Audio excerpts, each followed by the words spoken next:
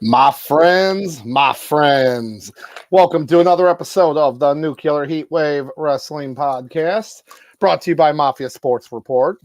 I, as always, am Dr. Love, and of course, I can't do this without him, but we got Sauce Bronson. Yo, the light-skinned man who always got the ashy hands. Let's go. Oh my God. I'm not going to lie. At one of these points, we're going to have to start having the patent pending button for all our sayings and whatnot. So we'll get there. We will. Yep. There we go. So we had a pretty good weekend, weekend for wrestling. And I'll tell you right now, in years past, Elimination Chamber obviously has been kind of just like it's a decline of like popularity and everything. But you couldn't say it about this show. This show was this was high marks pretty much. We'll get there all around, but it was a pretty entertaining show. Wouldn't you say so, Sauce? Oh yeah, most definitely. Yeah, it was something. It was something, and some of our predictions came true. Some became partially true. Some were very wrong. But you know what? That's how it works. Again, don't be going sports betting on that off of our predictions. No, we're not responsible for that. If you do, it's your own damn fault. Right. So, yep, we're here basically going to go over, Elimination Chamber, and then a little bit later, we're going to go over a little bit of preview for AEW's first show of the year, and that is Revolution. So, But to kind of kick things off here, we do have, again, Elimination Chamber this past Saturday, and we both kind of figured that the opening match was going to be a chamber match, just because, do one first, some matches, and another one before the main event. But they decided to open up with the women's Elimination Chamber. So, and I'll tell you, this one, between me and you, and then some of our other friends that, was watching the show, right? It was an interesting take of who we thought was going to be the last two in this. But it ended up being a very interesting one. So, right, as we sat there, we both kind of jokingly said last week that Natalya and Nikki Cross are like, get them out of here. Well, they're not, and it was kind of partially true because, look at Natalya. They kept Natalya in there for a while, right, to run it. I mean, I don't know if it's because she's been with the company for about 47 years. I'm not sure if that's really the reason for it. And look, can she wrestle? I mean, yeah, I'm not dogging at all on that. It's just we all knew she's not winning this match, so it's like, okay, we'll see what happens here. We'll see what's gonna kind of run it a little bit, but this match ended up being a pretty good match, all around, and they did show off a lot of their skill. Excuse me, but before we kind of get into that, looks like we do have a chat here, and it is from D-Town Guy Jay. What's up, guys? Doing good, talking wrestling with you Good luck. guys. And Don't mind me. Don't mind me. I'm just over here doing stuff. oh yeah, we're just kind of kind of messing around with our new little thing here, kind of going over the shows. But it's always good hearing from you, as always. But with the match, though, it was interesting seeing like how they were pushing certain wrestlers and how what we thought might have happened with it. Right. Like look at like with Natalia and then Nikki Cross. Of course we're like, okay, these girls are donezo. But they ended up being in there the whole time, pretty much. Well, not the whole time, but they ended up being there for a while until they finally were kind of like, okay, let's get Raquel Rodriguez, let's Asuka, let's get them in here and do some magic.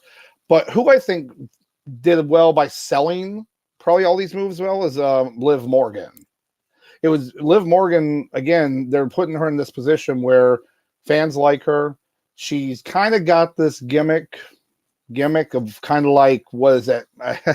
Where she likes pain. It's almost kind of funny if you think about it, but like where they can punish her with some moves. At one point, Natalia had her head through the cage because it was so, she could fit her head through the chain, I should say. Right. And it was like, okay, that's interesting to see it. But then she got eliminated. Like when she got eliminated, we were all kind of like, what happened? What's going on right now? Like, it was very weird. It was a very weird thing, I think. And obviously with the return of Carmella, it was kind of like they're not going to have a return and not be in it for a while. Like it just to have her like just lose immediately would seem weird. Right. And basically by the end of it, it ended up being, Raquel Rodriguez did a great job. They made her look good, made her look real strong, and had to have two different women have to basically super kick the shit out of her and knock her out, and then to beat her, double pin beat her, and then goes for Carmella and Asuka. And at that point, you already knew who was going to win. So with Asuka picking up the win there. So now, what are your thoughts, though, basically on that? So actually, with this first match, I think it was smart for them to start off with the women's chamber match, because I said either that, or they was going to have to start off with that, or they was going to have to start off with because I just feel like they weren't going to start off with the men's.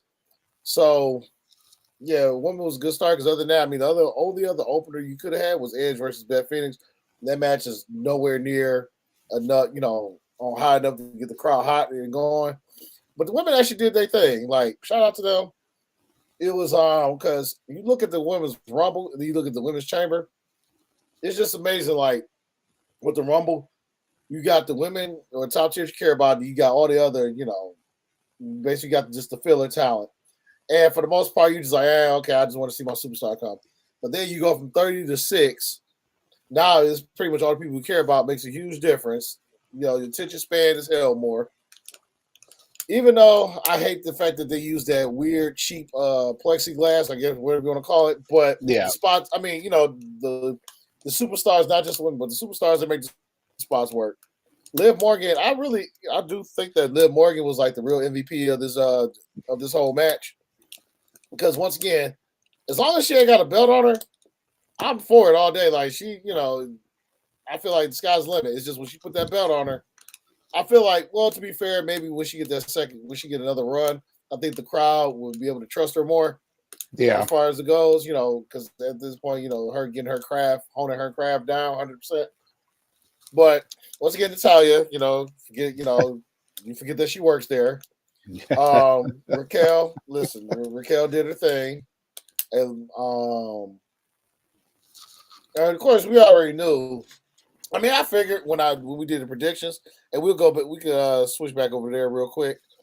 And with as far as that goes, we had crap. Oops, hold on.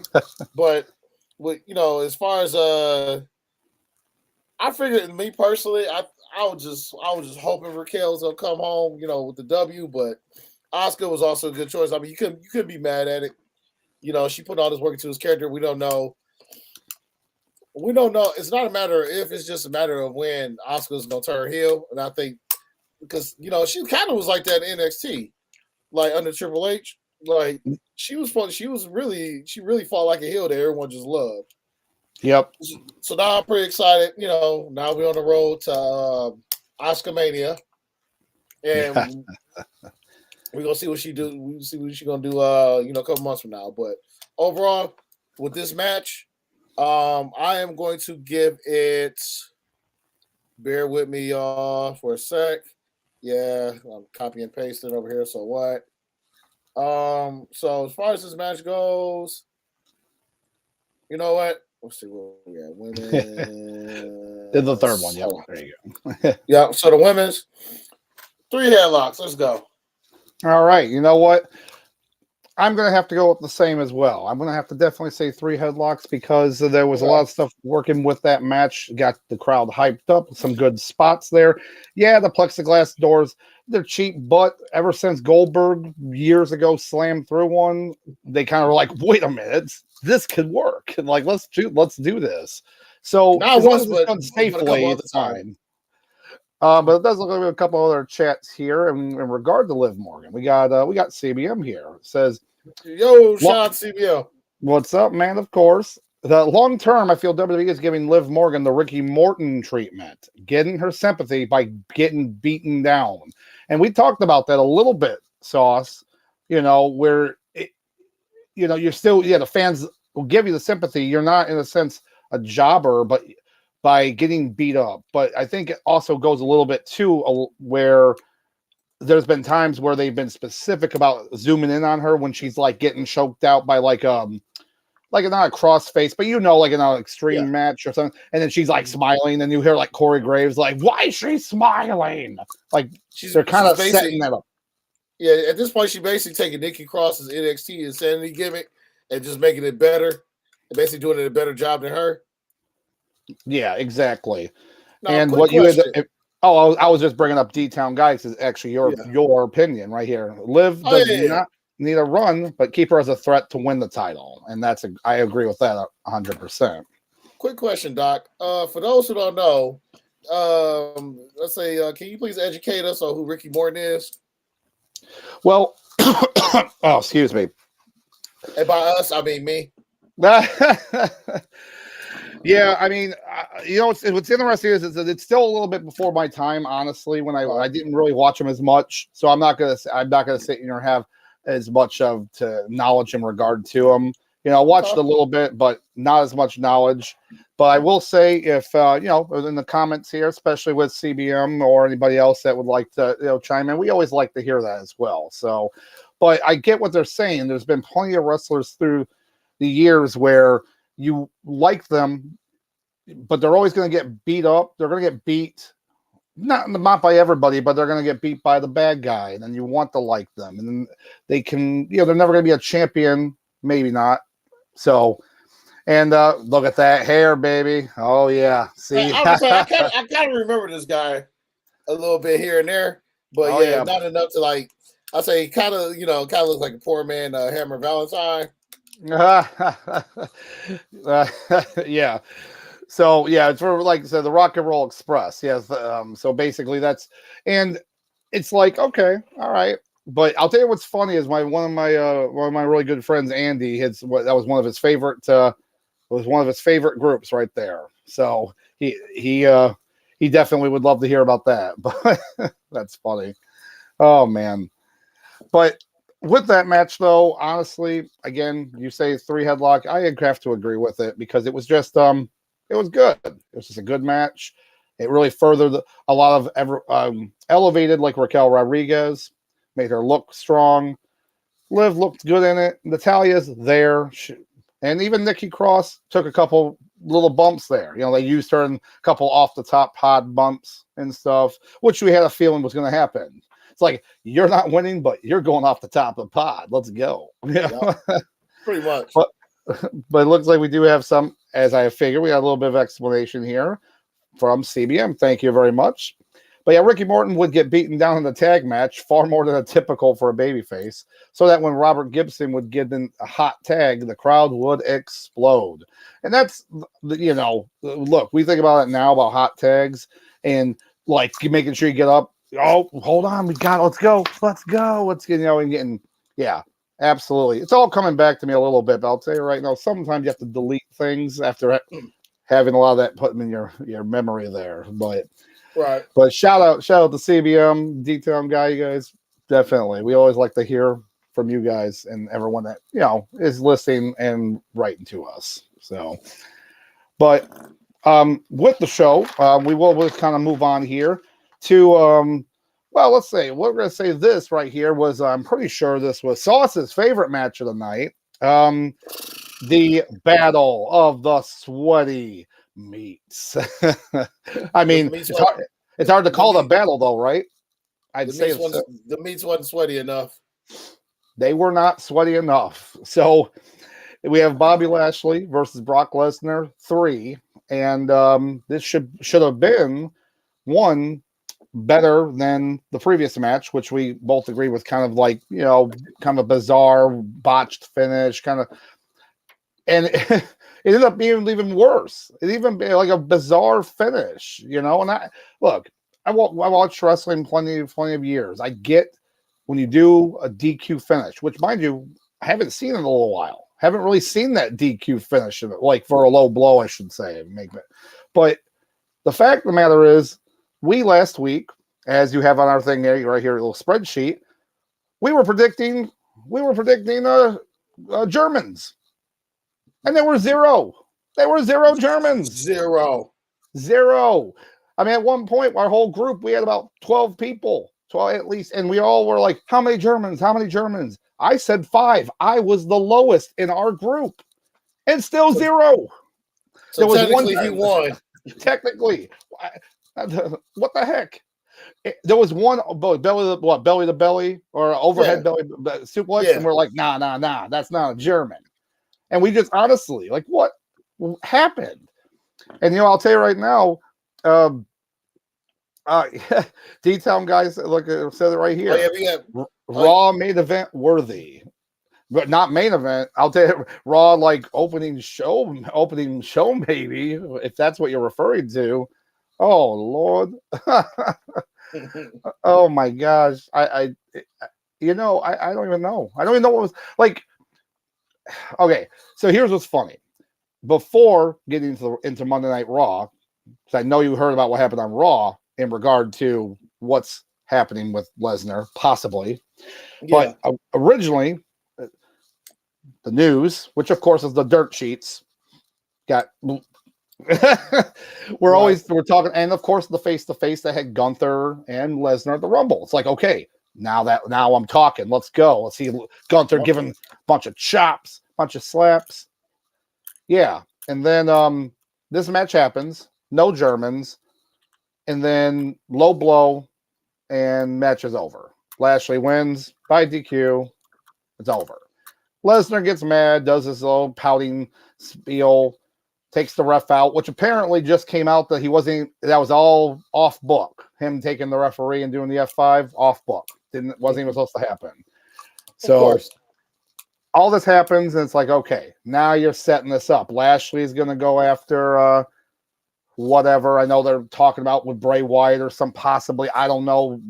We're not going to get into that right now. But Monday Night Raw happens, and MVP has Omos, and they're calling out Lesnar for WrestleMania. God damn it. That's literally what I felt. They better get somebody really, really good for Gunther for Mania. You know, I just, when they, my head just went down, man.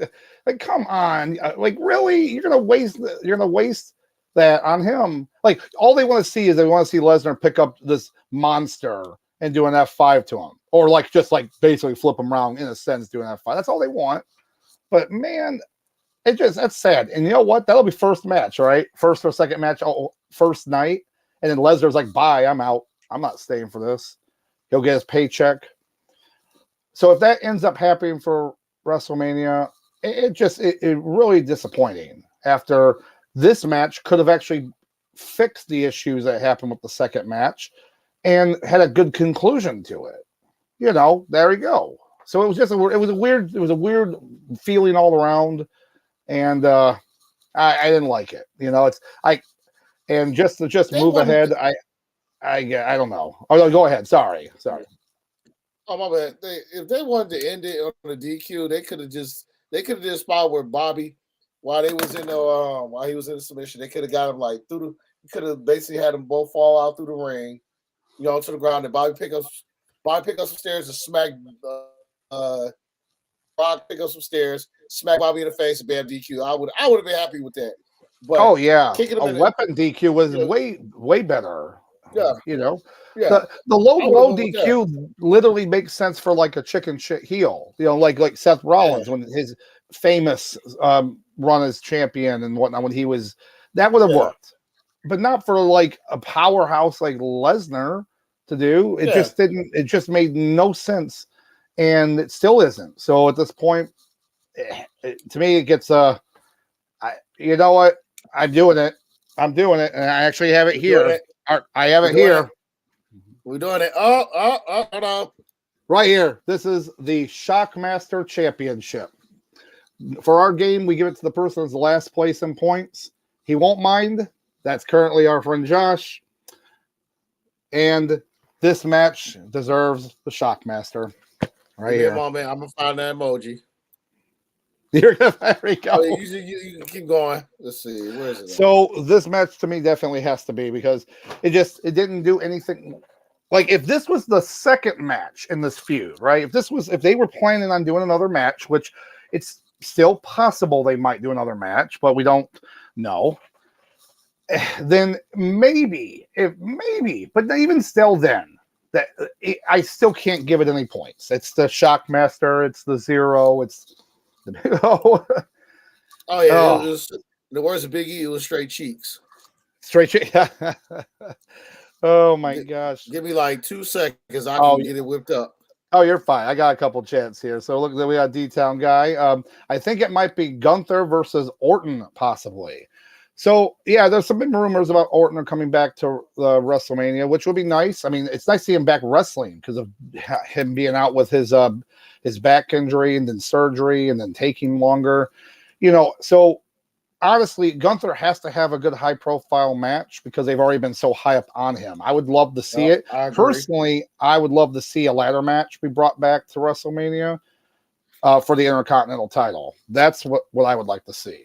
But it still might happen depending on how they want to book a lot of the talent they have that's been in, because you can always throw a bunch of people in a match, between 5 to 7 people or whatnot in a ladder match. Or you can just have it with 3.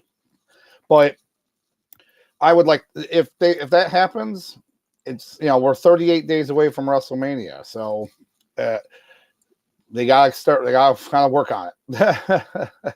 So, real quick, you gave it a Shockmaster. I just give it normally. So when we do our little rating system, if it's like a half point, we usually go like I give it a Ric Flair chop.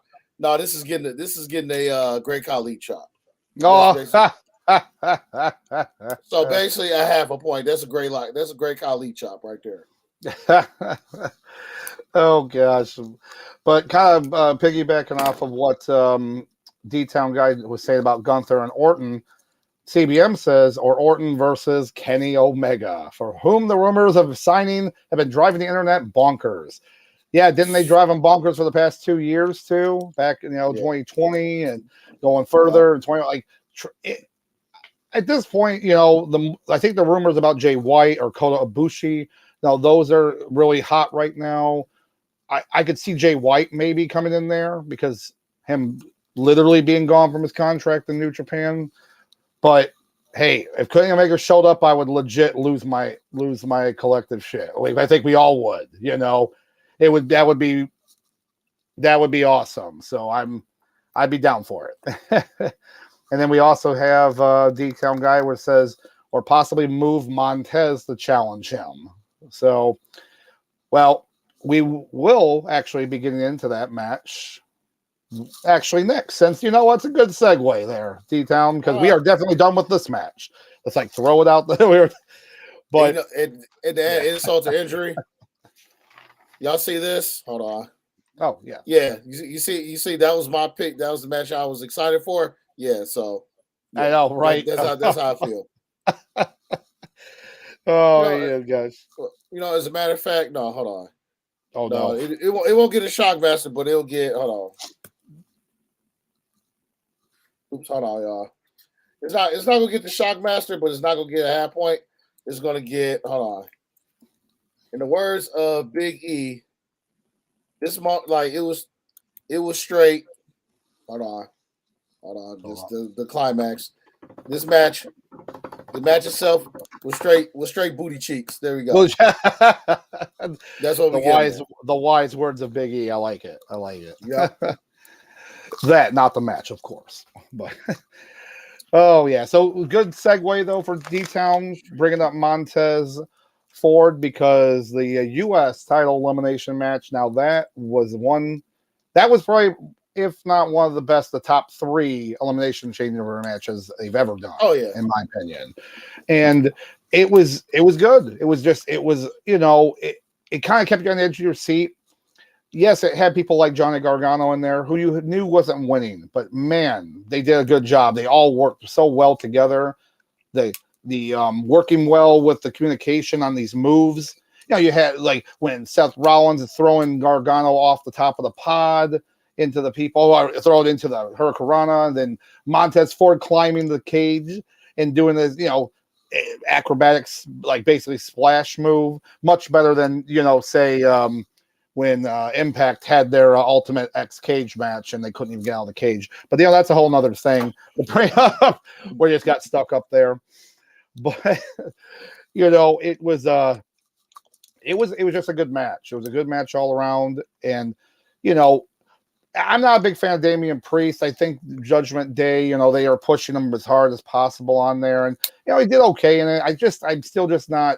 I'm not a fan of him. I am a fan of Bronson Reed though. Former Jonah from New Japan and whatnot. But he, I like him. Big guy. I was like a good big guy that can move. That's just, it's rare. You don't see it really often. And these guys worked their butt off. They worked, you already knew Seth was going to be a good workhorse in the match. And then Austin Theory continues to prove himself week in and week out on this.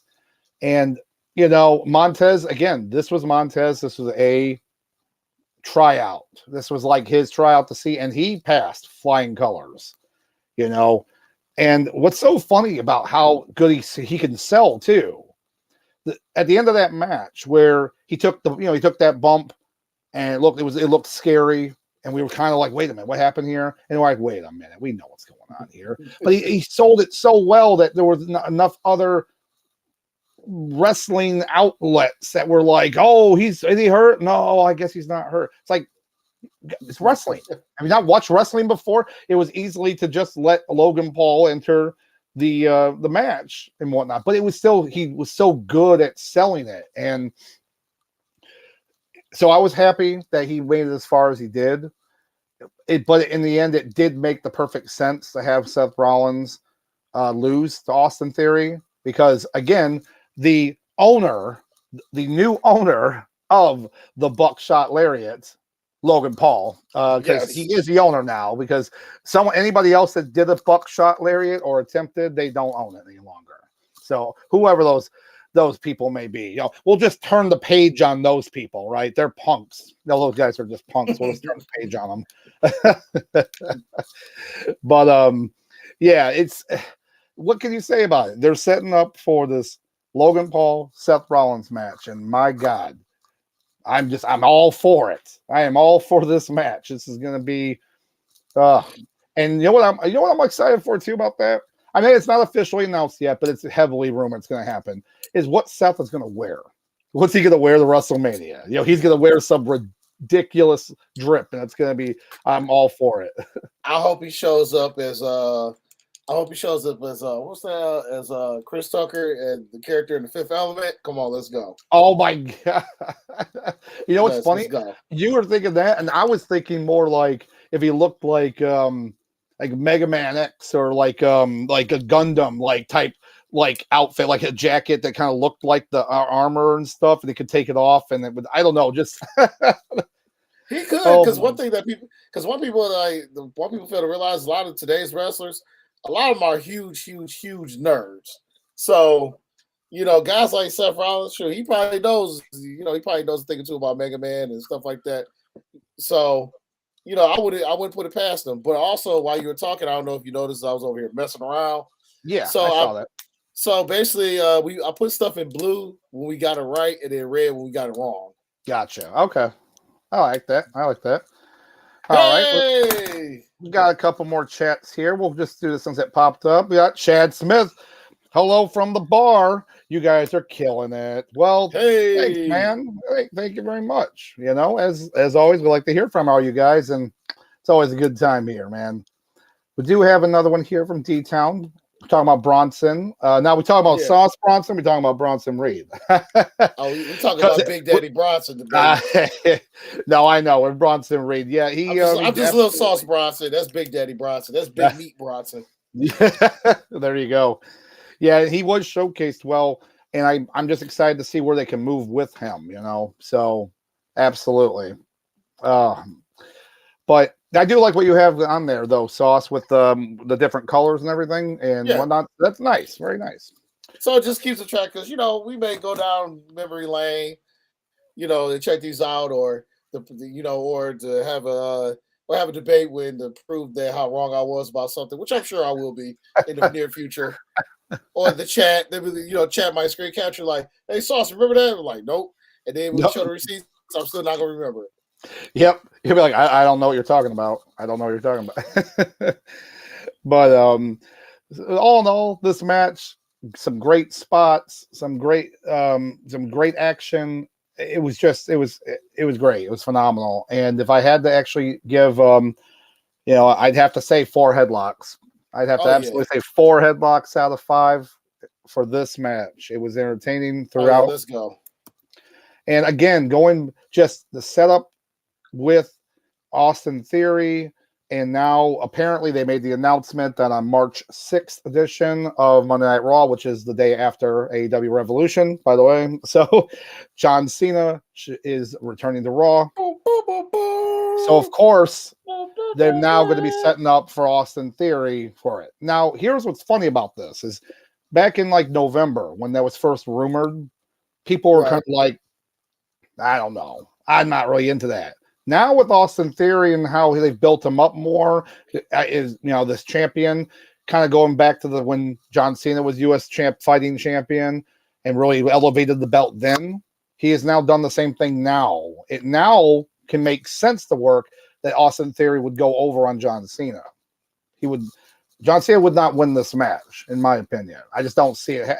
And just think about that for a second, Sauce. After all the stuff he went through over the changeover, the regime change, and how he was getting buried, and how he lost the Money in the Bank and all stuff. Could you imagine he goes to WrestleMania and retains the U.S. title against John Cena? And how big that would be, like the big change. Like Triple H was like, hey, I'm telling you, we got something in the works.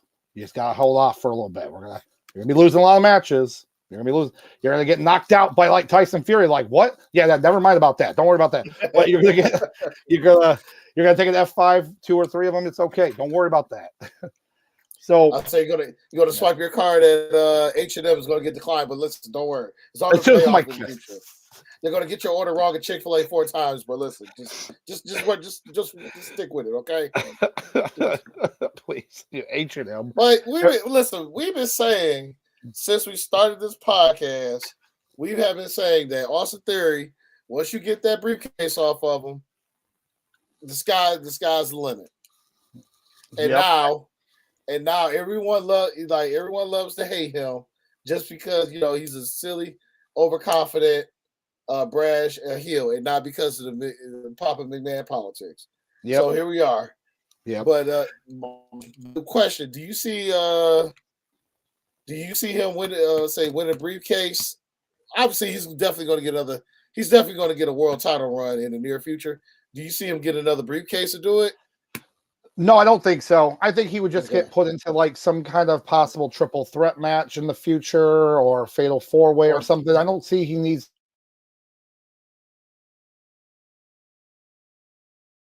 probably the best. I think that's probably the best bet because I can already see it. Like imagine this: Cody Rhodes and Austin Theory. That they could put on some good matches right there, you know? Right. So, and again, sky's the limit, and I love it. I love doing that future booking, you know. And those are, and we'll do that one show too before WrestleMania. We'll do like a booking, like a 6 month in the future type booking, or you know what I'm saying, and see how it goes. I think that might be a fun thing. That might be. Mine's going to be so ridiculous. I'm the spoiler alert. Okay, I can't wait. I can't wait. But I would say my quick thoughts on the men's. Let's say as far as the men's U.S. Championship match, like definitely match of the night. As a matter of fact, hold on. As I sit here and blabber on, but I'll definitely say it was. Oh no, I'm gonna leave my rating the way it is. We'll leave it the way it is. But as far as the match itself, I mean, to me, this is all about Mr. Ford. This is all it was for me. Because I told everybody, you know, brother, cousin Austin was walking out champion. I mean, he's going into Mania champion. So cousin Austin, he was going to do his thing. Everybody else was just kind of there for the most part. Even Seth Rollins, obviously he was going to do the damn thing. But this is really, I feel like this is like how you download a demo off of Xbox back in those days. And you just basically we just watching, we just looking at a demo of Mr. Ford to see just how he would mix in where everybody else is singles. So this is all it was for me. He came through, he conquered, he delivered, even though he didn't come away with the gold. But let's say he walked away to a standing ovation, and I mean that's just as good, you know, for somebody in his position. That's just as good as mid-level gold. So, and obviously with the injury, you know, I'm pretty sure, you know, that was just storyline. Because if it is storyline, is actually perfect. Because now that's the kind of a way where you can you can kind of separate him and Dawkins. Because let's be real, Dawkins as a heel, it would never work. He might as well just pack his bags and go right to AEW Dark. Yeah. And then, but then you can have Montez come. I mean, obviously Dawkins, he might just do some one-on-one or just get thrown in some, you know, jank tag teams for a while if they want to play it off as far as like Montez taking TV time away to kind of like get ready to rebrand him or whatnot. If this injury is just a way for doing that, then hey, I'm all for it. But if it's a legit injury, then that pretty kind of sucks. But I mean, as far as I heard, I mean, I haven't heard nothing like, you know, it being an actual serious injury or anything, like nothing too crazy. No, so I'm thinking it might just be it was just storyline. Yeah, and okay. Hey, great selling though on it. Yeah. So, but overall, definitely like these men did the damn thing. So, yep, there we go. Oh man. So then we kind of move on at that point, and then we go to the match that we weren't really, you know, either kind of looking forward to. It's kind of just there. You have you have Edge and Beth Phoenix versus Rhea Ripley and Finn Balor, and it was kind of funny because when we were talking last week about this, I had, well, as you can see on here, now we had our predictions about this, and yes, I was correct on it, but I wasn't correct in a sense of how I thought it exactly was going to happen, but because there were so many different ways that things could happen. But we were right in the sense that Rhea Ripley didn't look bad in the loss. That's all I cared. That's all I figured would happen. Because Beth Phoenix and stuff they weren't going to have her lose after coming back from taking the concerto and being injured, all that kind of stuff, whatever, off TV. But Rhea Ripley can't make her look bad because she's getting ready to start her big program with Charlotte Flair for WrestleMania. But I just felt that that was the only way, whether Charlotte came out and did stuff, or if there was some kind of like interference or some kind of weird kind of screwy thing like that. And pretty much that's kind of what happened, right? That was in a sense. And like I said, Bria still doesn't look bad. And Edge and Finn Balor can continue their feud, which it does look like they're going to continue on to WrestleMania in a rumored Hell in a Cell match at WrestleMania between Finn and Edge. It is the match that was apparently rumored for Royal Rumble. It is now most likely going to happen. Now, again, maybe not Hell in a Cell, but the match that's Edge and Finn Balor, Monday Night Raw, was pushed even further with Finn Balor coming out and interfering with Edge and, causing him to lose against Austin Theory. And so we're going to be getting that. So this is not the end of this feud, as we kind of talked about last week. We were like, it's not over. I see. So in my head, are we going to get the greatest wrestling match ever, part 2 with Edge? First of all, we're not even going to get the greatest Royal Rumble match. I mean, we're not even going to get the greatest Hell in a Cell match. That's for one. And two, it's like, okay, you want to do Edge versus Balor Mania? These two guys kill it. Don't waste Hell in a Cell on this. Please don't. No, you don't need Hell in a Cell on this. No. You don't. Looks like we got a couple chats here. That we got D-Town Guy. They should have just kept the Judgment Day looking strong on this. So, I mean, I had my opinion on it, but it could have went either way, honestly, because of how they booked it. But because they're still pushing going forward, I guess it makes sense now if they're having Balor versus Edge later. So, yeah, and that's how I look at it in that opinion on it. It does look like we have we got another chat here. We got one from we have Big O. Thank you for joining us. Former Tomato Fountain champion. Yes, former champion. And hey Sauce, who is the actual current reigning defending Tomato Fountain champion? I'm about to hide your screen. Okay, but you didn't answer the question, though. Sauce. I don't know. I don't know because I went downstairs in the basement, mid-match, so I really don't know.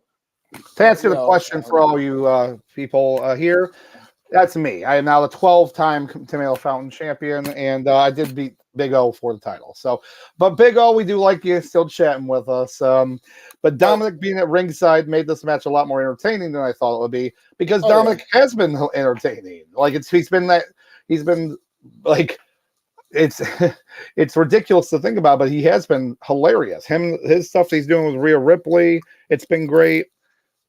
All he has to do now is do the lie, cheat, and steal gimmick, like where he, like throwing the belt or something like that, or a chair and doing the plop. Yep. Like, could you imagine him actually get over with that if he did it right?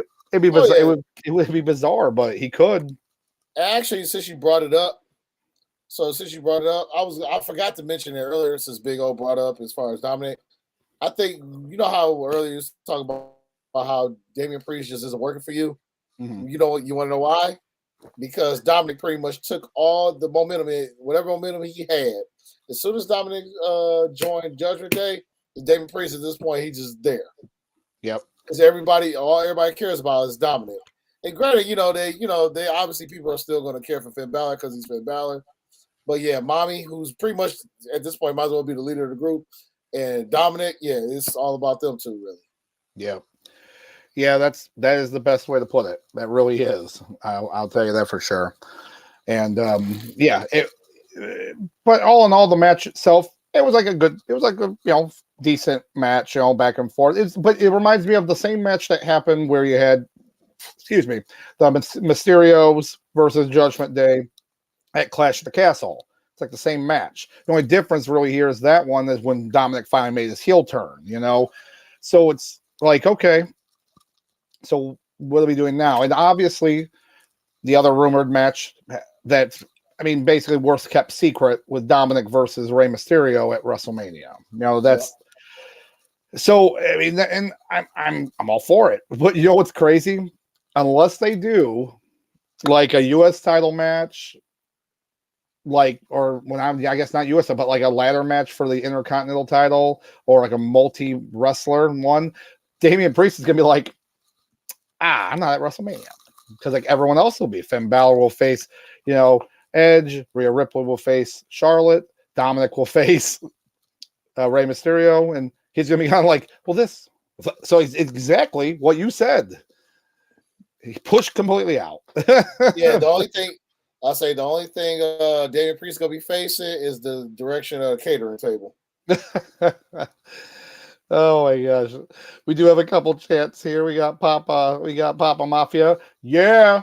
So we do have Papa Mafia. Yeah. So that we'll be doing that multiple times. Now we also have a real quick one here. I guess I'll just read for Big O. Don't worry, I will be back. I will be waiting right here. And so will Sauce. Well, wait, you're down here. And so will Sauce, so. Yeah, just to let y'all know. So he's talking about the championship, but we're going to have him and a couple other guys on for a special episode next week. So stay tuned for that. Yeah, but at the end of the show, we'll kind of explain what's going on for that, but it's going to be a good one. So definitely, we can't wait to do that. And another one here by Papa Mafia. We do. That was my first time watching Elimination Chamber, and I actually thought it was pretty damn fun. And again, I'm glad you watched this one. Because if you had never watched one before, I would have definitely had you watch the first one, the first one, because that was first. It was new, it was different, and maybe a couple others here and there. But honestly, overall, they're okay to fair to okay. Yeah. This was like the best way to get introduced to Elimination Chamber. So I'm glad you were able to watch it, Papa Mafia. So, but so excuse me. And we got one more here. We got from Papa. I mean, it's no WCW, but it's been fun watching WWE with my buddies Dr. Love and Sauce Bronson. Well, you know what? I'm glad. Hey, you're a wrestling fan, so I'm glad you're over and watching with us with all of our friends. That's all that matters, watching with your buddies and talking about wrestling. So more power. But back to this match. Sauce, after everything with the match, all the little things here, whatever else, what's your opinion and what kind of headlocks, what kind of rating you giving it? Actually, this is an entertaining match. This match is way, way, way more entertaining than what I thought it was going to be. I thought this was going to be a bathroom break, and for the most part, it's it was slightly above bathroom break. But then when Dom showed up, at that point it had my full attention, just because the shenanigans they had. That as far as the Canadian crowd apparently really hates him, so that made it even better. And overall, but then you had the double, couple, as I call it, the double couple spot that they had as far as the electric chairs. And I'm sorry, it wasn't electric chair; it was a power bomb. So with the double spot that they did with that, but overall, I dug it. I mean, for the most part, the match had kept my attention. It really, I would say it really kept my attention when Dom showed up. Yeah, and. Yeah, you just feel a little bad for Damian Priest. He's like, I'm still here, guys. Hello? Damian Priest, he's lost in the shuffle, like, hey guys, I'm still here. Hi, me. He's got guys, I'm still here. I'm still guys, me, I still work here. I'm still in the group, guys. Yeah. That's pretty much how Damian is right now. Hell, at this point, he's lucky as hell. He's in Judgment Day because him and Baron Corbin, they could get future endeavored right after WrestleMania. Priest could. I'll say Damian Priest could definitely, but Corbin still got that. I mean, granted, apparently Triple H is losing faith in him, but the dude. I mean, Corbin can still just be there to put people over, and I mean, people will still tune in and just love to hate him. So, Baron Corbin, I give him at least 2 more years to be here. Priest, I can see him going right after Mania. Yeah. Okay. Yeah, and again, that's why I said being in Judgment Days and saving it right now. So it's sad because he was always good. He was good in the Indies. He was doing stuff. His Punishment Martinez gimmick was over. And the problem, if you think about it, is this: even if he got let go, and even if AEW picked him up, they have it on TV, and then he'd go on dark. He'd just go. Yep. He goes in. Yep. He fades into dark. So I know we're going to talk about AEW in a little bit about the Revolution, but I had to tell you about this on AEW Dark.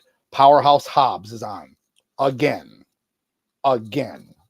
After all the push, because they're pushing his House of Hobbs or the Book of Hobbs. Yep, the Book of Hobbs gimmick. Yep, and he's on Dark. I'm not doing this today. I'm not doing it. Not doing it. I'm not doing it. Not doing this today. Okay. I broke him. I'm sorry. I broke. Well, once Sauce gets fixed here, I'm gonna give my rating, and I'd have to say I'm gonna give this a little bit less. I'm gonna say about 2.5 on it. It was good, but compared to the other matches, it wasn't as good on there. In my opinion, it was still entertaining, especially like you were mentioning the Dominic definitely made it a fun time. So I'll say just two headlocks and a Gunther chop, Hey, let's go. Gunther chop. Bear with me. Let's go. Gosh.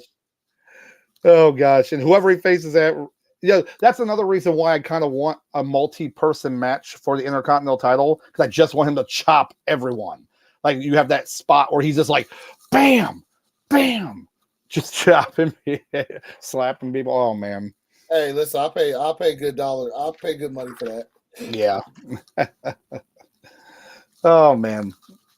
But so moving on, we do have the main event. The culmination of 10 months of storytelling at this point.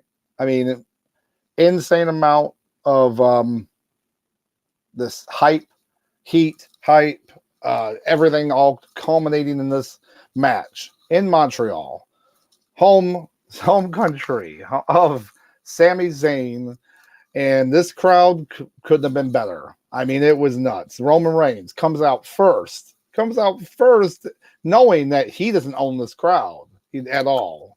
As Sami Zayn eloquently put it in French last week, he said in French, as the crowd wouldn't let him talk for 8 minutes or so, just when he basically said, tonight, or on SmackDown, SmackDown, Roman, you're in my effing house. And the crowd went ballistic in French. So come on.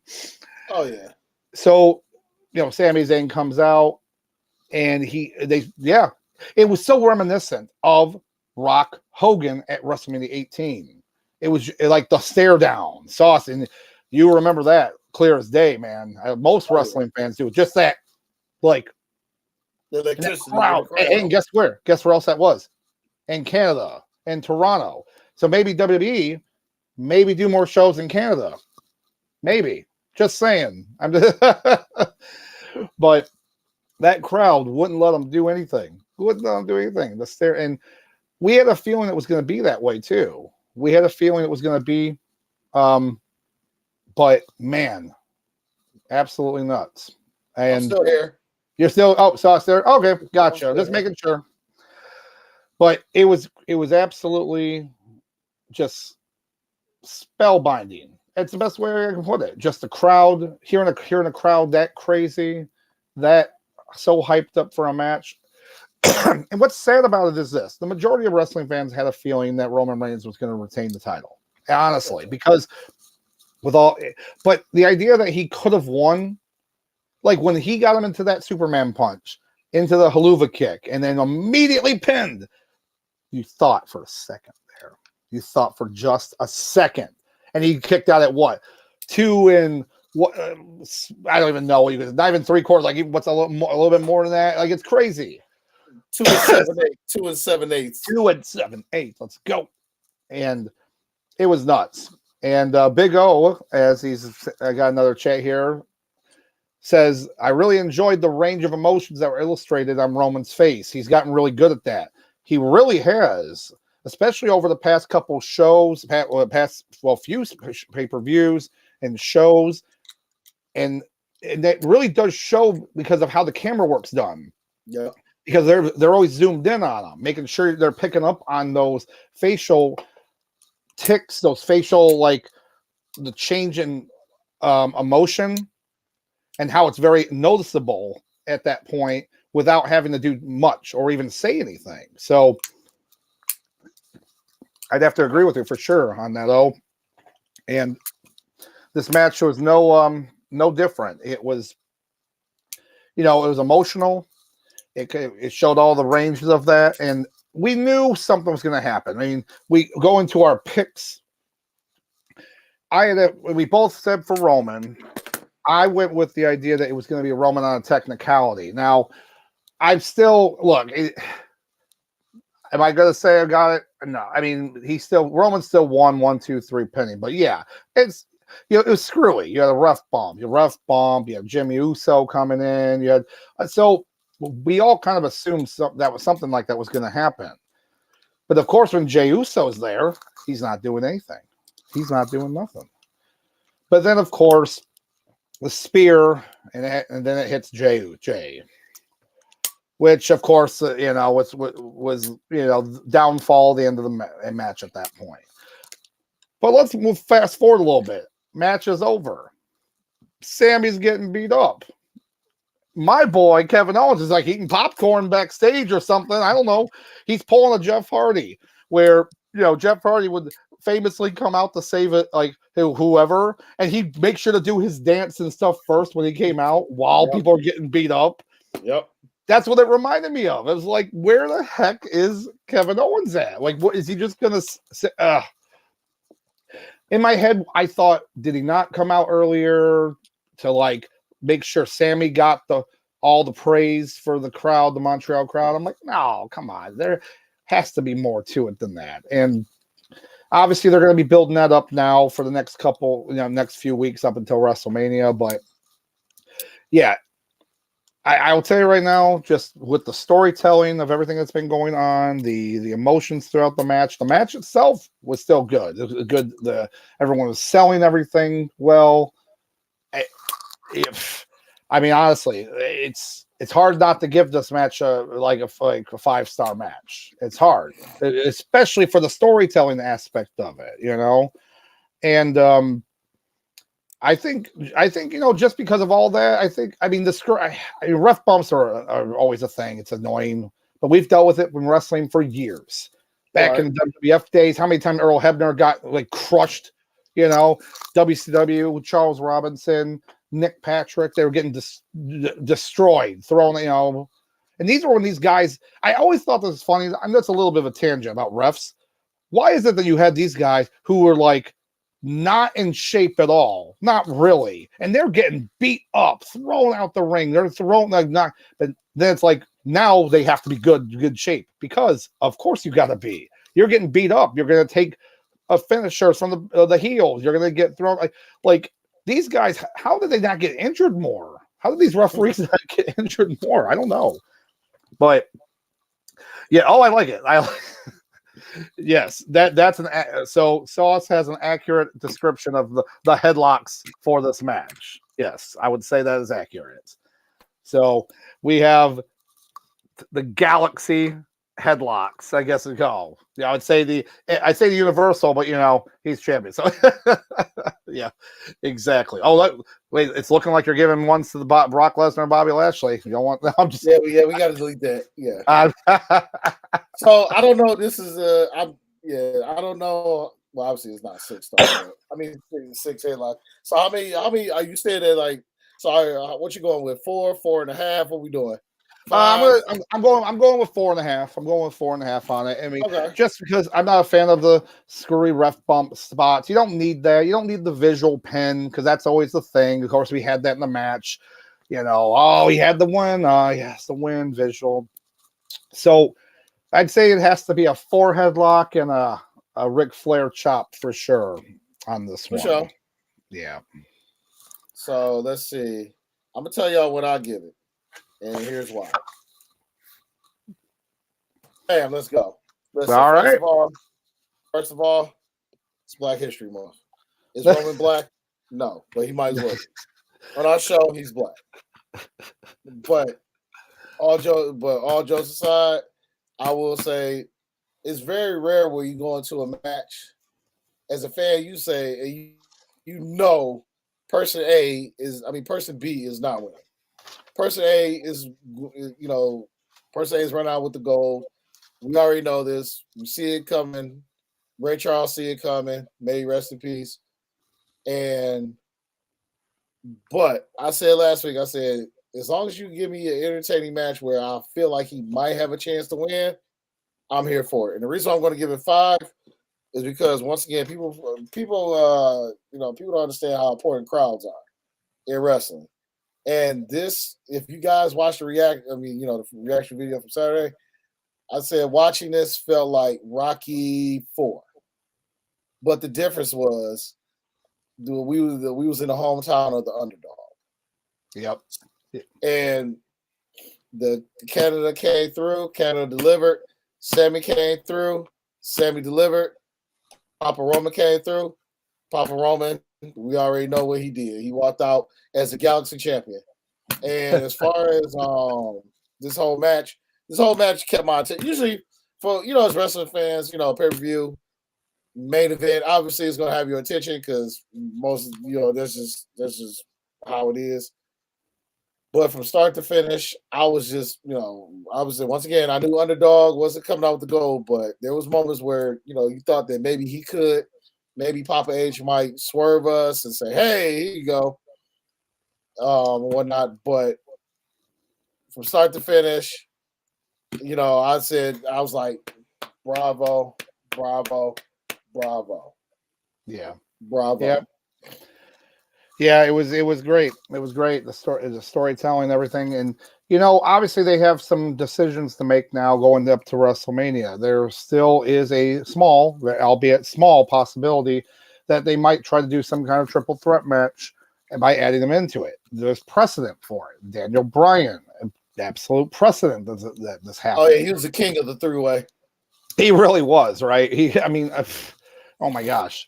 But there's precedent for that happening. And, even with like Kofi Mania, I know that was just a singles match against Daniel Bryan too, which I just think it's funny. It's just, we have him back there too, but there is this precedent of where could they still strike while the iron's hot, or because look, the rumor right now, and that's been rumored for months, is that it was going to be Sami Zayn and Kevin Owens to face the Usos for the undisputed tag team titles. That's fine and dandy. A few months ago, it would have been fine and dandy. But now it's turned, right? If they fought them, like Jay, at this point, Jay took a spear from Sammy. So now is he going to be like, I thought you were my friend? And it's like, it was an accident. And now you're going to fight and they're going to take you guys down. Like, it doesn't make sense. It doesn't make, like, you win those tag team titles and then what? You're going to make new belts, or you're still going to have those. Like, it just doesn't. I don't know. As much as I love Kevin Owens and Sammy back together, or would be in a team, that would be good. That's not where we've evolved to now. We've evolved now to where Sammy should be added into the match, but we'll have to kind of wait and see what Papa H. We'll wait and see. We'll just be like, hey, what's up, buddy? We got something for us, so we'll see. We'll see what happens on that. But yeah, so all in all, for the whole show, I'd have to absolutely give it. I'd have to give it a solid 4 out of 5 on the whole show. It would have been higher if it wasn't for the Lesnar and Lashley match. So 2 L's right there. There you go. But what are you giving it? The show 4 headlocks out of 5. All right. Yeah, I think we both in agreement here, especially for this to be a filler show. How entertaining it was. Yep. So yeah, shout out to the guys, out there who put on they did the damn thing. They put on a good card for us. And like I said, this is a filler show, and I do agree. Like what Big O said, as far as Cody Rhodes better bring in that Mania, like full drama. Also going to throw in there that all these guys and gals, they brought all the energy for this filler pay-per-view. I need just the same, if not more, for the big event. So I'd have to agree. I'm pretty sure that Dusty would be proud of him. He would be proud. He'll make sure to let us know about it too. I don't mean to joke. Of course, rest in peace, the American Dream. It's just the joke that he's always been mentioning. But being dead serious, finish the story. Cody, if it's just going to be Cody versus Roman, then yeah, bring it and bring it home. So we're gonna again, we got 38 days of still time to build up this, and I'm all about it. So, but as we mentioned, though, there is more. We do have some more wrestling going on now. That is WWE's last pay-per-view or big event before WrestleMania. But we also, starting in 2 weeks, we do have I think it's 2 weeks. Yes, 2 weeks. Yeah. So, like a week and a half. You know what I'm saying. Yeah. We do have AEW's first big pay-per-view. Well, first pay-per-view of the year. Because they only do 4 big pay-per-views. And then they have all their smaller shows, as we covered in the past on that. So their first show of the year is AEW Revolution. And we do, as of now, we do have, as Sauce has down here, we do have 4 matches confirmed for the show. And then there's also a few I have down here that are going to be possibles. But we'll go over the confirmed matches at this point. And we'll first and foremost go over with, which I'm so over it, I guess. But we have Jon Moxley versus Hangman Page in a Texas death match. Huh? So, hopefully it's not a first blood match. Let's just hope that, because you know what? That match would be so quick. That would be a very quick match. Oh, there we go. Yep. And, Sauce. Sauce, you're absolutely right. Though there's going to be at least 8 more matches on this show. I agree. And I think, I'm not going to lie. On the possibles I have here, I have like 1, 2, 3. I have like 5. So there you go. But with this match with Jon Moxley and Hangman Page, obviously they're setting the feud they've had, back and forth. It is what it is. I like Moxley. I'm not a fan of Hangman Page. I really haven't been since he was a Bullet Club lackey, But I don't know. Like, I don't know what they're gonna do with the match. I'd rather this be a strap match, like with traditional strap match rules, or something like that. But if you're just gonna go with a death match type rule, like, is it really gonna be a death match? No, it's gonna be like a hardcore type match.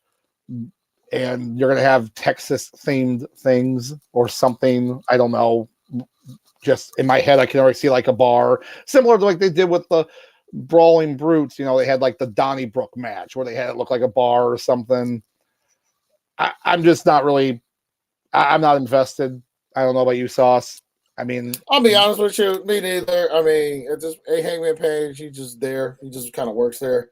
And even though I know I sound crazy right now because I put him as my prediction to win, only because you're not expecting him to win. Like when they first was doing it, they locked up the first time. You wasn't expecting to win either. At that point, he actually got the W against Mox. But Mox is it's supposed to be like death match is supposed to be his specialty type of deal. We saw how he lost it, even though he did lose the first one against what was it, Omega. Yep. The first time. So now it's the second one. For some reason, I don't know. I just feel like because no one is expecting Hangman to actually win. So I'm just throwing a curve in there and expect them with the W. And sometimes that works out to do the not so predictable choice. So he absolutely could win too, but I just think it's Moxley again. As long as it's not a first blood match, I think we're okay. I think Moxley might be okay. Yeah. Oh gosh, because when we do our kind of betting for this, or bet our thing, should I put on there how quick Moxley bleeds, or if he? No, I can't put if he's bleeding. No, can't do that because that's gosh, that's a guarantee. Okay. Hold on. Let's do this. Oh boy, here we go. Mox bleeding time. I say 6 minutes. All right, so up to 6 minutes. Sauce thinks that's when he will bleed. I will say. What you got, Doc?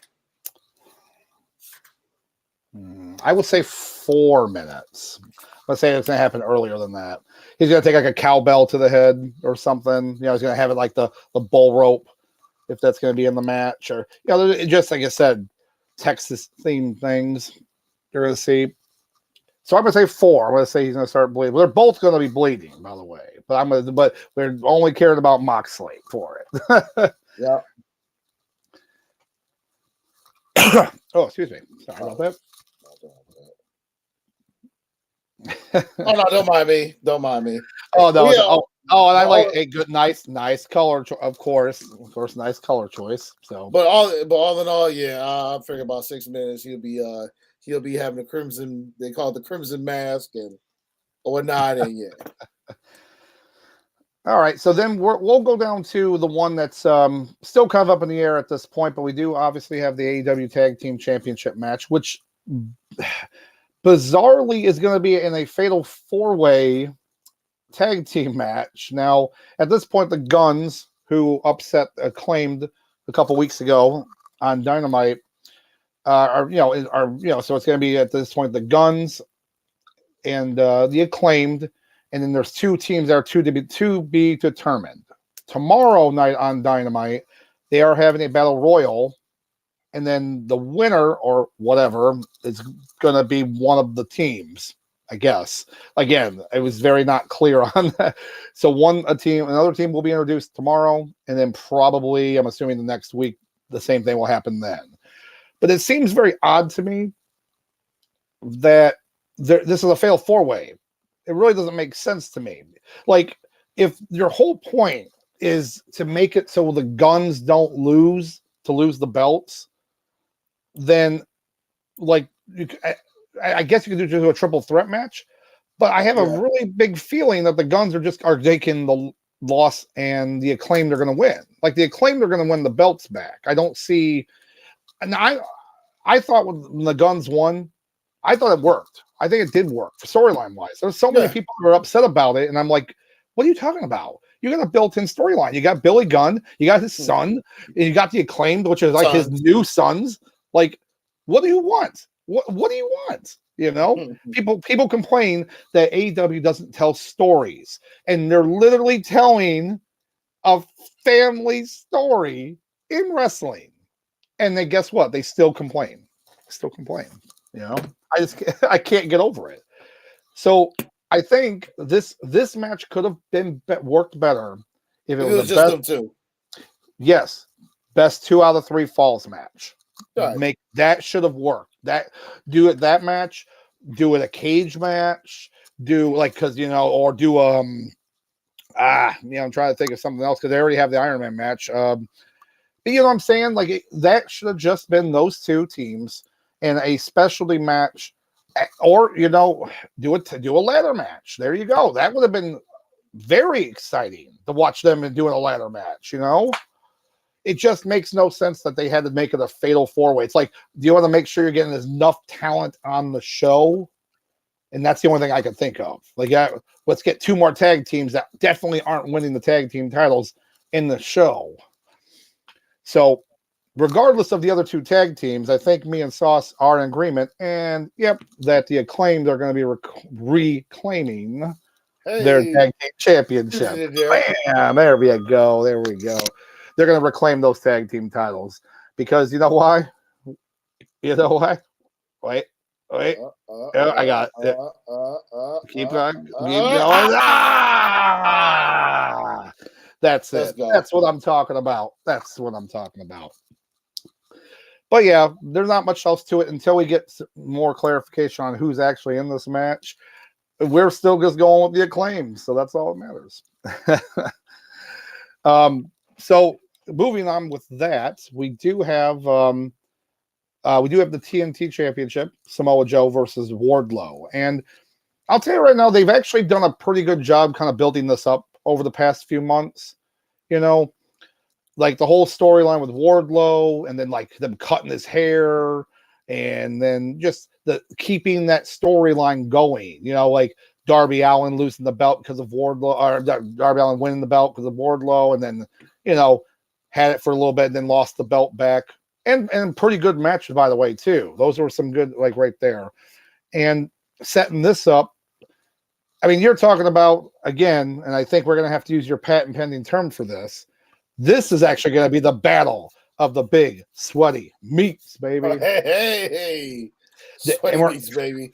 And we're actually going to get it this time, right? We're not going to get like what Lashley and Lesnar could have been. This is definitely going to hit that mark. And so the storyline building up with this has actually worked. It's worked, and let's just continue with that. So it's more power. It's more power about that. I'll tell you. I'm excited. I'm all for it. Though I do have another question about this. Now, Tony Khan, because TK, because he likes to always make sure he's running his mouth in the media and social media and getting mad at people that like disagree with him verbally, like a child. But it's just how he is. What he did announce that Ring of Honor will be starting the tapings that week, before the week of Revolution, for the Honor Club. Now, what we had talked about before is this: when they start doing the Ring of Honor like the full time, you got to have a roster that's Ring of Honor, the main people that are going to be wrestling for that, And then if you have champions like Samoa Joe, still current Ring of Honor television champion, he's Joey Two Belts. Is he losing the belt here, knowing that they made the announcement that Ring of Honor starts that week too? Is that basically, is that a spoiler that Wardlow's winning that belt from Samoa Joe? Yeah, I think honestly, because now they try to reinvest in the Wardlow. Only, they'll reinvest in Wardlow for like maybe 4 weeks, and then he'll just go up to he won't go to AEW Dark, but he'll just fall into obscurity for like 2 months after that. Then we'll see him again, be excited. So, but I'm honestly, Wardlow's got a different look now. He's changing it up, and I feel like they're gonna try to put their eggs in the Wardlow basket again and see how he does again or whatnot. Yeah. So this is kind of rebranding of Wardlow. I mean, he's still Wardlow, but yeah, I just feel like they're only doing this. They're going to give him the belt, give him a push, and we'll see how far that lasts until I'll be surprised if that push lasts to the next pay-per-view, which is probably June. So May, the end of May, like Memorial Day weekend. Yeah. So yeah. So they listen. Oh man, we should do this. Let's do another side. What's the name? Let's see. All right. How long until Wardlow falls into AEW darkness? That's actually great. I'm saying 4 weeks. 4 weeks. Hey, that's being generous. I'll say it's going to happen. So you said 4 weeks. I'm going to say it's going to happen by WrestleMania. So that's in WrestleMania, April. Yeah, so it's 38 days. So I'm saying it's like about 5 weeks. So 5-6 weeks. I'm going to say 6 weeks, just to round it up a little bit. So I'll say 6 weeks. 4, 5, 6. Wait. So we'll include this. I guess we're including this week. No, we'll say from February until then. So 1. So 1, 2, 3, 4. So by Mania is the first. So we'll say 5 weeks for you. Or you say 6 weeks? Or did you say 6 weeks? I did say 6. So I'll take the 6. I'll take the 6. Yeah, we do 6 weeks. But Mania, I think it's like 5 weeks, whatever. From that. What's the name? Yes. All right. And then just because, All right. So there we go. No, it's not. Yeah, hold on. So I'd have to agree with that, though. The darkness. You have it in the darkness. I love it. Yeah, I mean, to me, it makes sense since they've been pushing him, his new character, let him have the belt, and then see if it'll work. And then at that point, Samoa Joe doesn't even have to face him again. He can just continue on do Ring of Honor stuff, and then let him face somebody else and beat him for the belt. Yep. Who knows? They'll sign some new person and do it. All while Miro and Andrade are just going to sit at home doing nothing. Whatever. That's cool. Remember when Miro used to be on TV? Yeah, and when he was TNT champion, that was good too. Yeah, sweet belt. It was nice, like the white and green belt looked sweet. Yeah, I remember. It's like Pepperidge Farm remembers. They remember.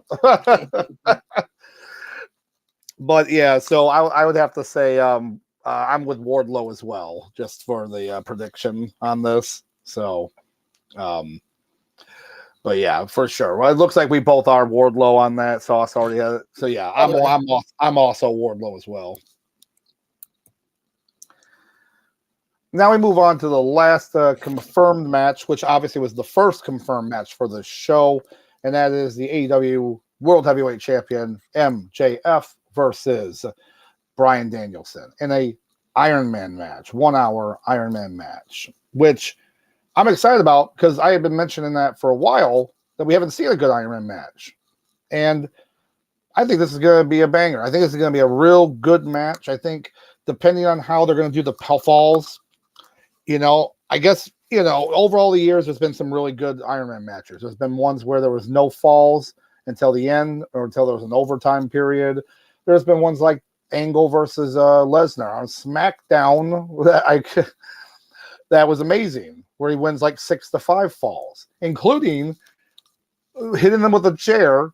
So Angle gets a first fall just so he could just knock him out and beat him up. Like, it was just kind of like, wait a minute, you could do that?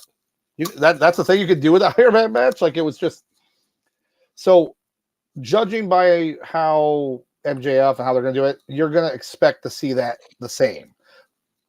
I fully expect that that's going to start the match here, where MJF is going to do something, and the first fall will be like a disqualification win for Bryan Danielson. So then he gets, so he beats him up, but he's going to, however that's going to work. But that's how that first fall is going to go. And I'll tell you, I think it's going to be good. I think it's going to be a good match. I think you're going to actually see showcase with MJF. And of course, Bryan Danielson can go. So there's never going to be any doubt on that. But I will say, Sauce, in your opinion, because we definitely have to have this as another one of the lines on here. What do you think? Well, first off, who do you think is going to win? Well, never mind. I do see it right here. So MJF retains the title. I see. He's not going to lose. He's not going to. The first match, as far as he's not going to lose. Oh, but real quick, I just want to point out that they're giving we got breaking news. Kind of, well, not really, but yeah, I'm just watching NXT, and they basically giving Jinder Hall and Braun Breaker, they're giving them like 7 minutes. So yeah, you see how. So to give you an idea, guys, any ideas who was expecting this match, you kind of already know how this match is going to go. Oh my gosh, why? Oh gosh. But well, so what I did here. So normally how we do like our little the match we're looking forward to the most.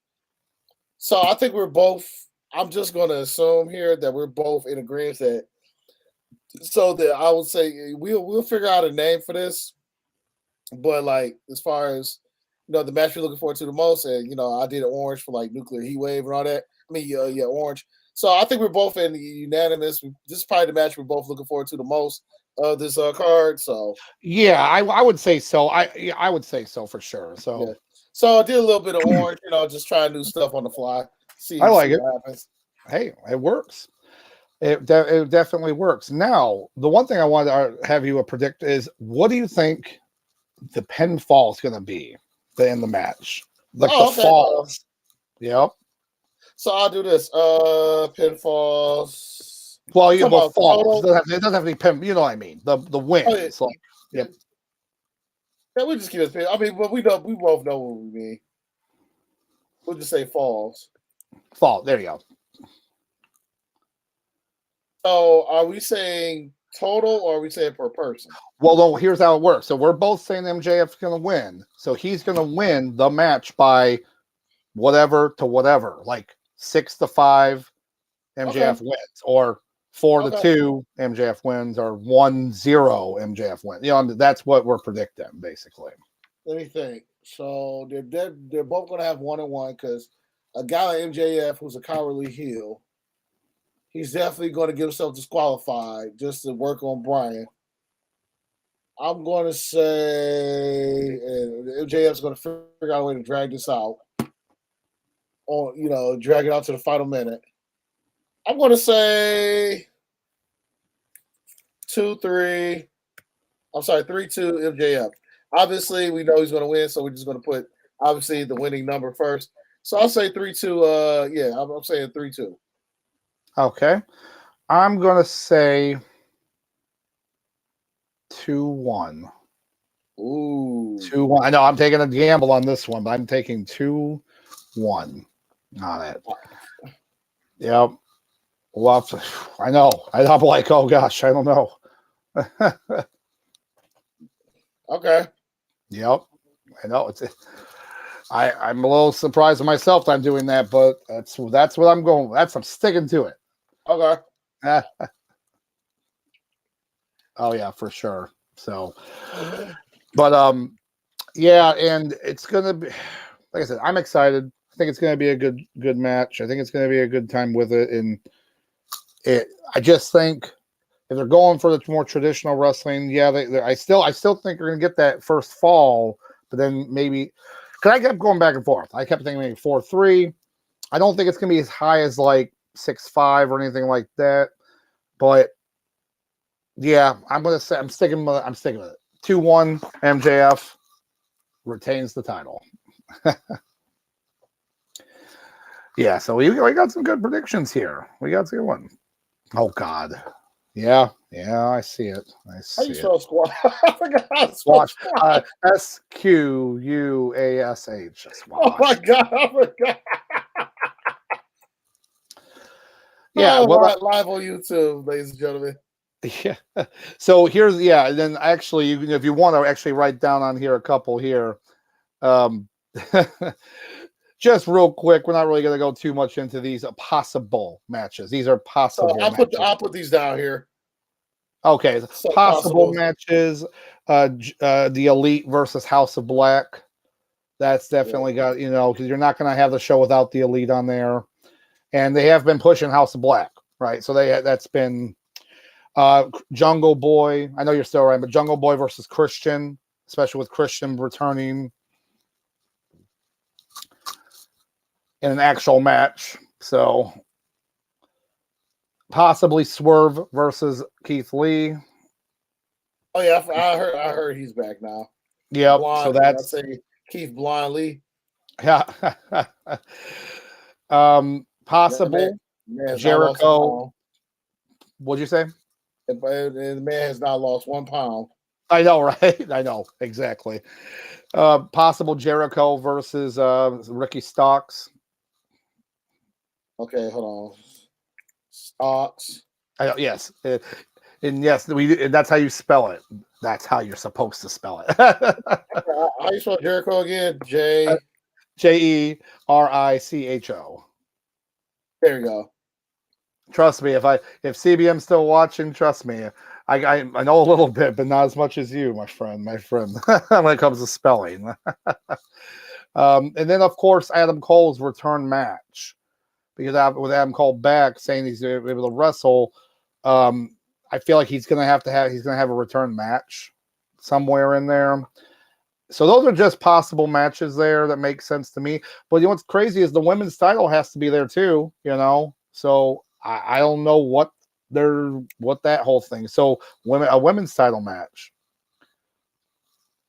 Oh yeah, so he's gonna add like a bajillion of these. Yep, we'll be there. We'll be over at because Sauce will be hosting this show. We'll be over there about 2:00 in the morning, and the show will be over. He's not lying. Yeah, when it comes to their multitude of matches they're going to have on here. Yeah, so it makes sense. You have 4 matches confirmed. Jade Cargill, we'll just say she's 5. Then we got 6, 7, 8, 9, 10, 11. So that's 11 matches. And again, those are possibles. We said those ones might happen, whatever. But I'm pretty positive the Elite and House of Black will happen, because the Elite definitely, they're not going to not be on the show. Come on. What are we talking about? Yeah. But yeah, look, I get it. They have 4 big shows a year for AEW, so they want to stack their card. But sometimes when you do that, it hurts the rest of the show. You have to kind of make cuts or make time cuts. And I feel like with Keith Lee coming back, that the Swerve and Keith Lee thing needs to happen, but it doesn't need to happen right now. that could happen on a super show of a Dynamite. You know, that could be like a main event of Dynamite if it's built up properly. So, but Adam Cole, sure, yeah. I'm sure you're in agreement with some of me with these picks. Like, did you want to, like, just in case you want to run down your On the picks here, yeah, I'd say, you know, it's funny because I kind of want to go back. I kind of want House of Black to win, but honestly, so I'm gonna go House of Black if that happens. Jungle Boy's got to get the win now if that's gonna happen, just to kind of push it forward. And so with Swerve, got to go with Swerve. You know, Ricky Starks, actually, I think Jericho would put him over if that happens. I do. Yeah. And of course, Adam Cole is not losing that match. And then Jamie Hayter's not losing. Yeah, she's not losing that match either. I think they're going to set up sometime in 2023. They're going to set up a Hayter versus Britt Baker match. Yep, they're gonna, and it'll be a special match. It'll be kind of like specialized match or something. I think it's going to be maybe some hardcore type match, or no DQ, I guess, false count anywhere. It's going to be something kind of like that. But yeah, I'm all about it. I'm all about, because I think that would be fantastic. Right. But so that's basically Revolution.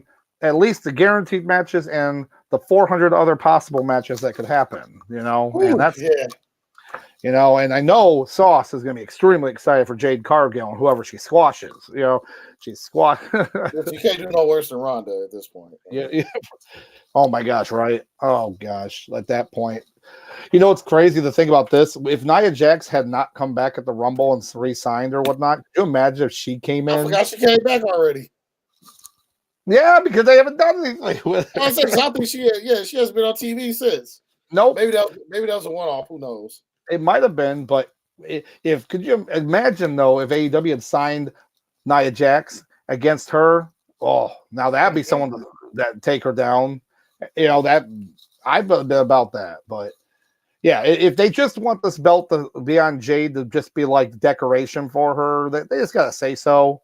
Yeah. Because if you're not, if you're not gonna have her lose the belt to somebody, I'm just over it. Yeah, I don't know. It is what it is. But so that's what we got. Like really good pay-per-view Elimination Chamber. Little preview there for the Revolution show. But throughout this week, of course, as we always like to do our heat of the week, as in the really good performance, wrestling, promo, all that kind of stuff. But Sauce, who would you say, and there's a lot to choose from, honestly, would be your heat of the week? Oh, this is a very easy one. My heat of the week. Now, mind you, in wrestling, heat, means, someone hates, someone terrible, someone trashy. But us, once again, like Doc reiterated, is someone that, is, great in our hearts and, we think is awesome. And that man is the Michigan legend himself, Rhino. Yeah. Yes. Right? And you guys are wondering, like, Rhino, what the hell's he done? You know what he's done? He's put on a pretty solid promotion in Monroe, Michigan, as far as IWR Wrestling.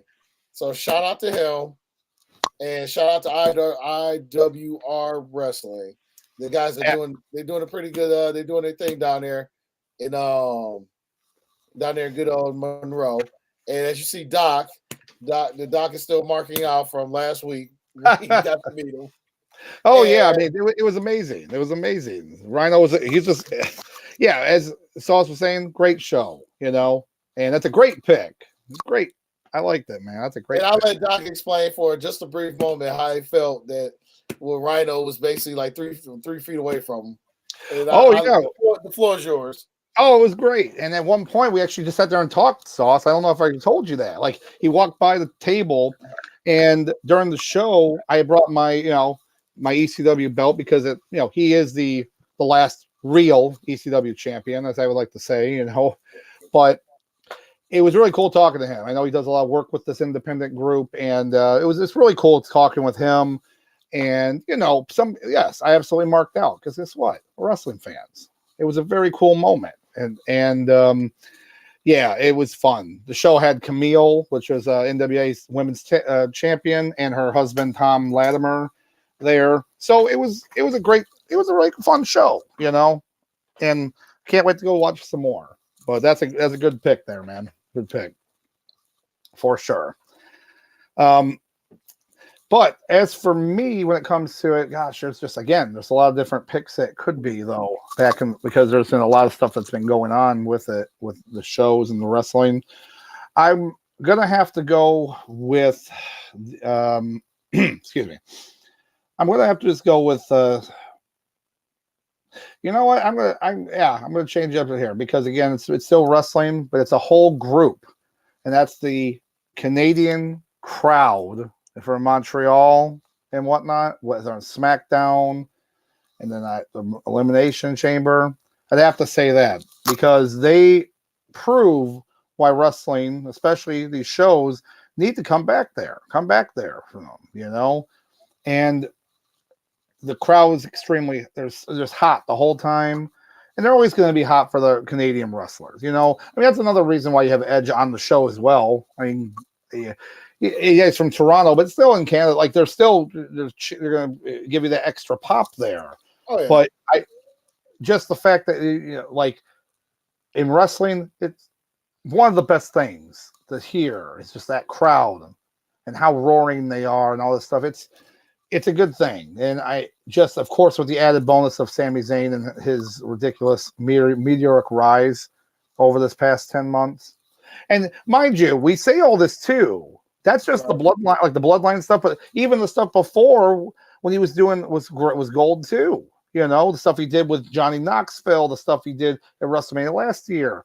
Even before that, when he was doing the whole the docu-series Sami Zayn, the conspiracy docu-series Eco Guy, whatever you want to call it, but but yeah, they proved that they need to do more shows, and they obviously are. They're doing Money in the Bank over in London this year.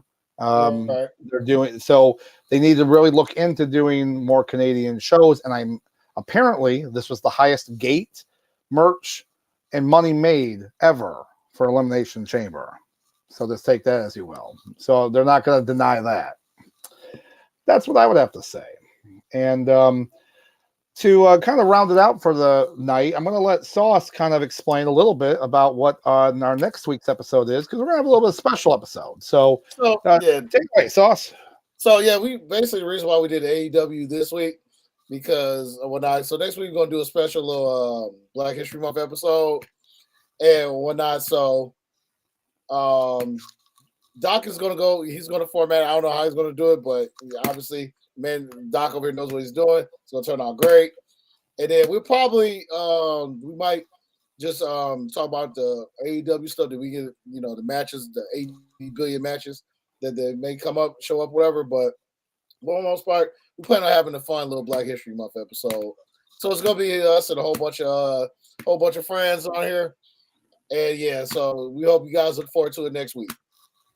Yeah, it's going to be a good one. It's going to be good, informative, and just kind of a history throughout pro wrestling. And it's going to be good. I'm excited. We're going to have some good guests on here, and it's going to be a good time. So, but with all that being said, again, another great week in wrestling, and just on to some many more as we move on to the roads to WrestleMania, and and we'll have to keep on going at that point. But with all that being said, unless you got anything else, Sauce, it's like, I point. There we go. I always remember to point in the right direction. That'd be me. But no, other than that, I'm pretty much good to go. All right, I like it. So we're gonna close out this evening. Thank you again for all the people that like to chat with us, to talk. We love it. It's all great because again, it's just two boys from Michigan to just talk about wrestling, and we would just be talking by ourselves anyway. So there you go. We love talking with you guys and hearing from you. And with all that, we're gonna close it out. And I'm Dr. Love as always, and Sauce Bronson again. I can't do it without this guy, honestly. So we gotta give him a round of applause. Listen, I just work here. I just work for Papa Mafia. I just work here. Well, on that note, Listen, y'all have y'all be safe, and more importantly, y'all be good.